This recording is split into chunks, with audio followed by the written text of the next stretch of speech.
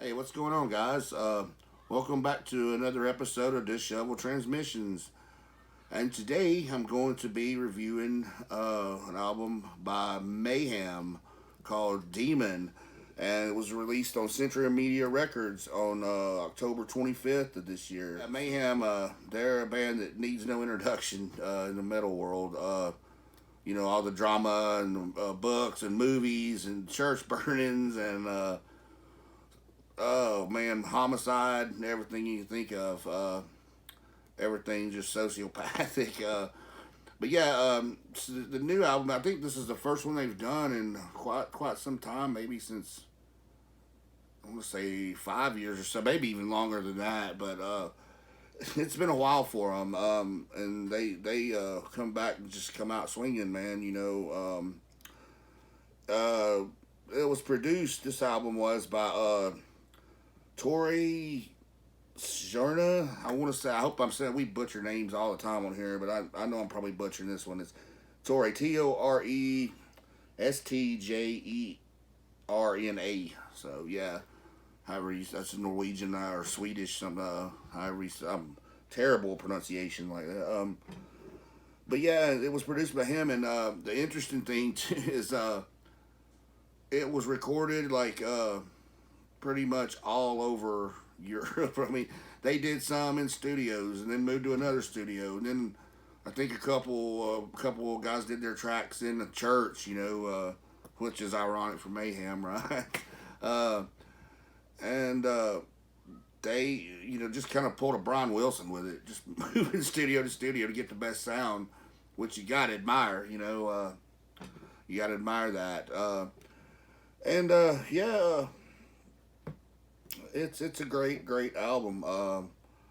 Production wise, they really spent time with it doing that. So every little background like like scream, echo, and or anything like that, you're gonna hear it good and loud. It's some up front, some in the background, so it's kind of just messing with your mind, and that's kind of like a whole album. It's like that. It's tempo wise, man, it's crazy. It'll get slow, and then it'll break down, and then it'll do like just a groove kind of thing, And I gotta send out a props to Attila, the singer. I mean, his operatic vocals, and then he goes into like growls, and then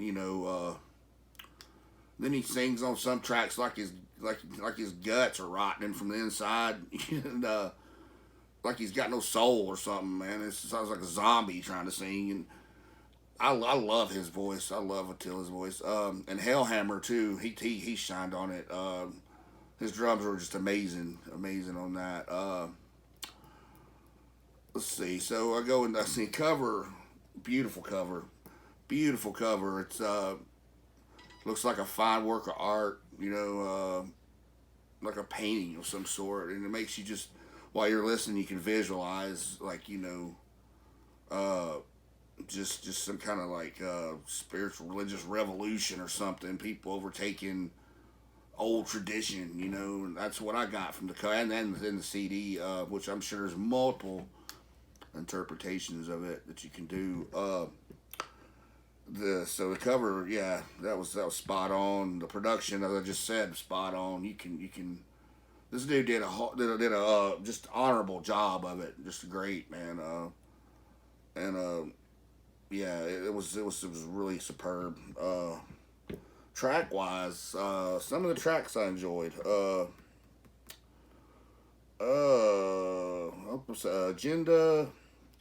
Agenda, Ignis. Uh, it was just killer on all fronts, man. Angry vocals, killer groove, back and forth. The bass sounded good in that. I gotta send out to Necro Butcher on that. Bass sounded really good. A track name Malum. Yeah, Malum. That's just some really good head banging shit, man. If you can't bang your head to that shit, man, like something's up with that. I mean, it's a good like old school head banging Venom like shit, man. I love that. Venom, the Celtic Fraud, Toxic Holocaust, man. Good stuff, man. It's in that vein. Falsified and Hated. That was really, really a cool track. It had a, here we get a nice, like, groovy kind of breakdown in the middle. Killer bass distortion, and, and you even have some synths introduced into it. After the breakdown, there's some synths really interesting comes into it. It makes it really, really, really just atmospheric, and I love that kind of thing. I think, as I've said before, all these Latin terms, Eon Demanium, or Demonium, Eon Demonium. That was a cool track too. That's a Hellhammer track, man. Total Hellhammer track. Just hitting drums, man. Just banging ass, man. Makes you want to, like, get up and slam dance or something. It's so cool.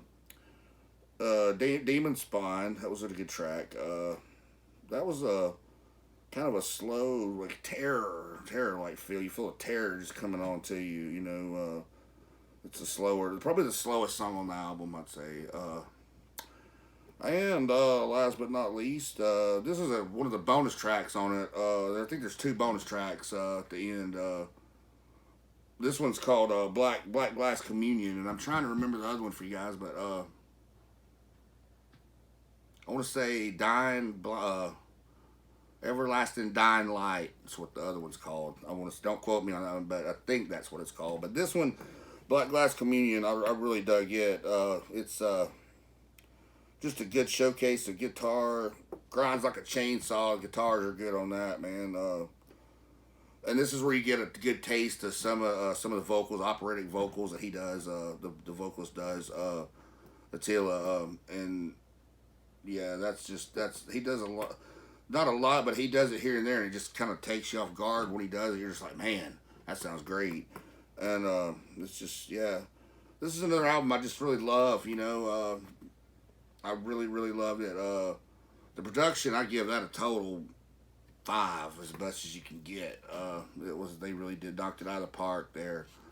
The cover, so it's awesome.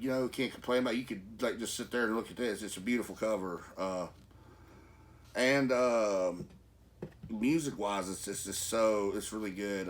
It's not one of those CDs though that you're gonna put on and listen to, and just it's not gonna catch you the first time. It's not catchy music. Mayhem's never been that.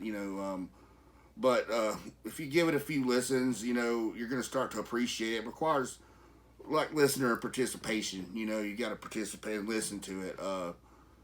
It's not background music. It's really art music. So yeah, I loved it. I guess overall, I would give it a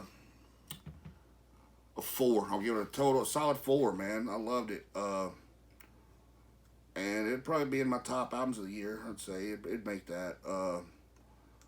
Yeah. So I guess that's about it with Mayhem. I'll be back doing more soon. Hope you guys enjoy these. Until next time, rock on.